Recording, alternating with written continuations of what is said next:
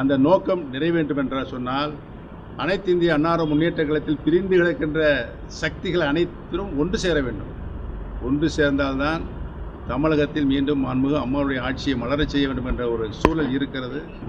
அருமை அண்ணன் ஜி.டி. பிரபாகரன் என்னுடன் தான் இருந்தார். அவர் என்னை விட்டு வெகு தூரம் சென்று பல வருடங்களாக ஆகிவிட்டது. ஆனால் தொடர்பில் என்னுடன் இன்றைக்கும் தொடர்பில் தான் இருந்து கொண்டிருக்கிறார். ஒரிஜினல் கட்சிக்காரர் இதெல்லாம் தேவையில்லை. சொல்லுங்க.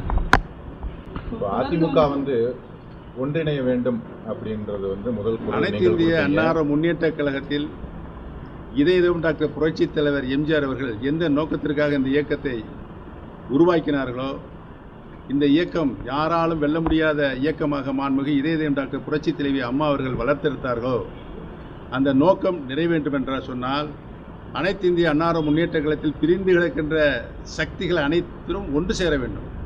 ஒன்று சேர்ந்தால்தான் தமிழகத்தில் மீண்டும் மாண்புமிகு அம்மாவுடைய ஆட்சியை மலரச் செய்ய வேண்டும் என்ற ஒரு சூழல் இருக்கிறது. பிரிந்து கிடந்தால் அதற்கு வாய்ப்பு இல்லை.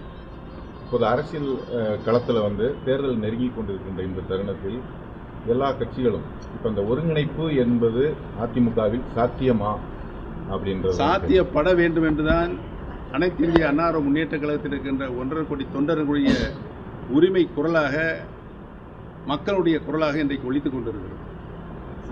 அதிமுக ஒன்றிணைய வேண்டும் அப்படின்ற ஒரு முதல் குரல் கொடுத்த திரு செங்கோட்டையன் அவர்கள் இப்போ தாவேகாவில் ஐக்கியமாக இருக்கிறதுக்கு என்ன நினைக்கிறீங்க? அனைத்து இந்திய அன்னார முன்னேற்றத்தில் அனைத்து பிரிந்து கிடக்கிற சக்திகள் எல்லாம் முதல் குரல் கொடுத்த நான் தான் என்பதை தெரிவித்துக் கொள்ள கடமைப்பட்டிருக்கிறேன்.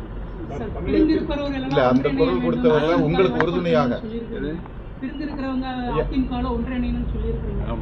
எடப்பாடி பழனிசாமி இருக்கும் வரை அதிமுக இணைய வாய்ப்பு